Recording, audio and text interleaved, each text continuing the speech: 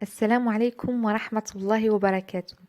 Nous allons, Inch'Allah, parler d'un sujet très important, un sujet qui frappe le monde en plein cœur. Sachez qu'ils vous ont menti quand ils vous ont dit que l'islam était la cause de tous ces actes de violence dans le monde. Car l'islam est une religion de paix. Si vous revenez au noble Coran, Allah nous a dit dans Surat al-Mumtahana, Allah ne vous interdit pas d'être bon et équitable envers ceux qui ne vous ont pas combattu à cause de votre religion et qui ne vous ont pas chassé de vos maisons. Allah aime ceux qui sont équitables. Ce verset définit la relation entre un musulman et un non-musulman. Et Allah nous ordonne de traiter ceux qui ont refusé l'appel de l'islam avec bonté et c'est un acte d'adoration. Tant ceux-ci ne nous combattent pas et ne commettent pas d'injustice envers nous. Et le grand savant musulman Al-Qurafi, dans son livre Al-Fuluq, a dit, en expliquant le sens de la bonté envers les non-musulmans, la douceur envers leurs faibles, aider leurs pauvres, nourrir leurs faim, donner des habits à ceux qui n'en ont pas, et tout cela se fait par gentillesse et miséricorde, et non par peur et humiliation envers eux. Il nous dit également de faire des invocations pour eux, pour qu'Allah les guide vers lui. Ainsi de protéger leur argent, leur honneur, leurs enfants et leurs droits. Si vous revenez à la vie de notre prophète Mohammed sallallahu alayhi wa sallam, il y avait à l'époque un groupe de chrétiens qui étaient venus lui rendre visite.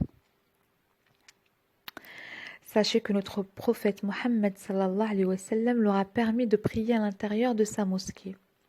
Ibn Saïd al-Nes, qu'Allah lui fasse miséricorde, rapporte dans son Uyun al-Athar.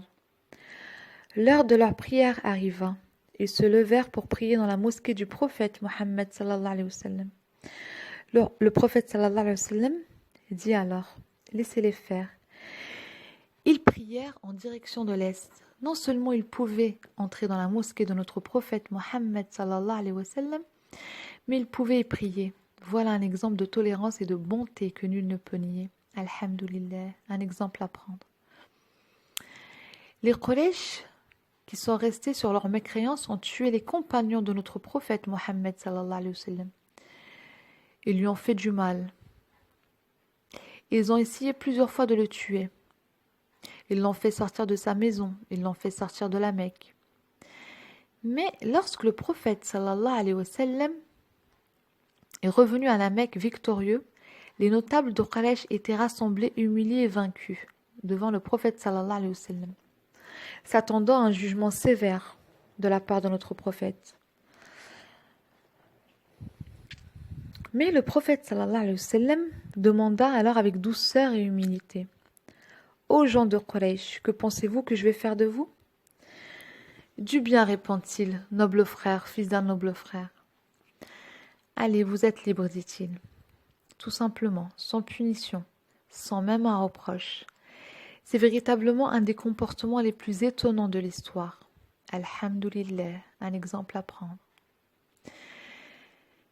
Et même dans le cas de la guerre, lorsqu'elle a lieu, et en islam c'est une chose non désirée, et c'est la dernière solution.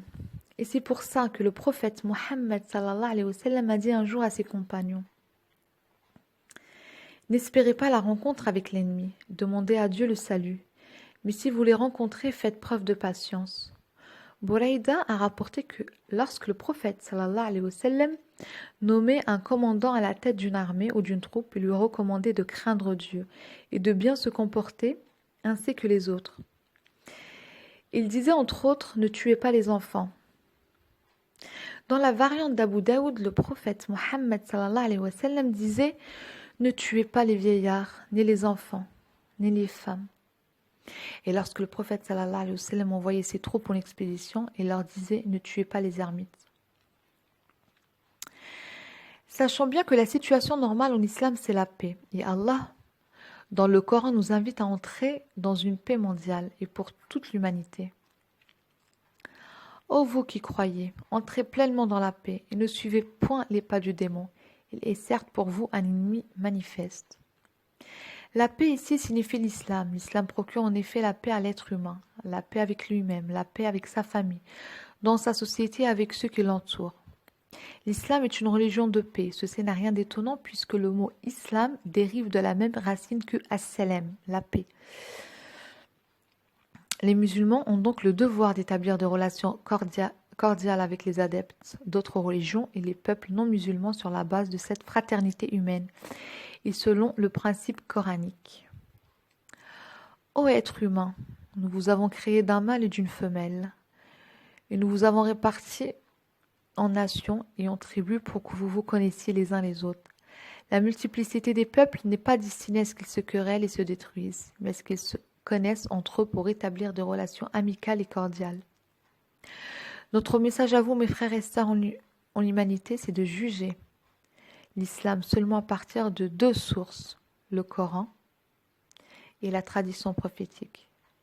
Et ne suivez pas les préjugés et les mensonges, car l'islam est une religion de paix. Barakallahu fikum, il est 3 heures.